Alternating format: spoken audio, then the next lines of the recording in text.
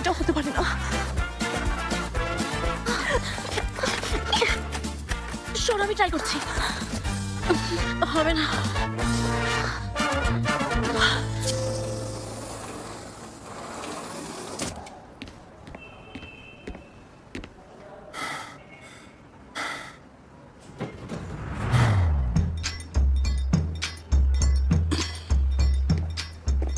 মোহরেম উস্তাদ, আপনি স্যার, এখানে?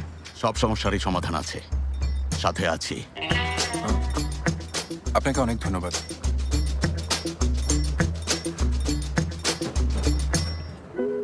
চার্জ শেষ হওয়ার আর সময় পেল না। আরে বুরাক, টাইলান, কি ব্যাপার, তুমি আসবে বলনি তো? তোমার এই অবস্থা কেন? কি বলবো, তোমাদের ওই নতুন বস না পুরো একটা পাগল। অবশ্য আমাদের মাঝে তুমি না থাকলে ওকে একটা উচিত শিক্ষা দিয়ে দিতাম। বাদ দাও। কি বলছো, বুঝতে পারছি না। তাহলে শোনো, বারবিকিউ পার্টিতে সেদিন যার সাথে আমি ঘুরছিলাম, কি যেন নামটা, হ্যাঁ সেলিন।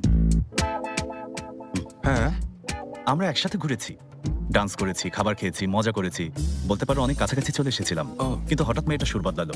আমি তেমন কিছু করিওনি। যাই হোক, এই অবস্থায় তোমাদের বস চলে আসে, এসেই আমাকে মারতে শুরু করে। অসভ্যটা আমার কোনো কথাই শুনিনি, পাগল কোথাকার। ওস্তাদ, বাকিটা দেখুন। মিস্টার ইলদিরিমের কাছে যাচ্ছে।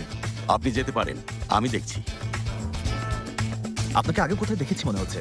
বারবিকিউ পার্টিতে এসেছিলেন? ঠিক ধরেছেন, ওখানেই দেখা হয়েছিল। আপনার রুম কোন পাশে? এই তো পাশেই। চলুন একসাথে বসে কফি খাই। কফি, চলুন।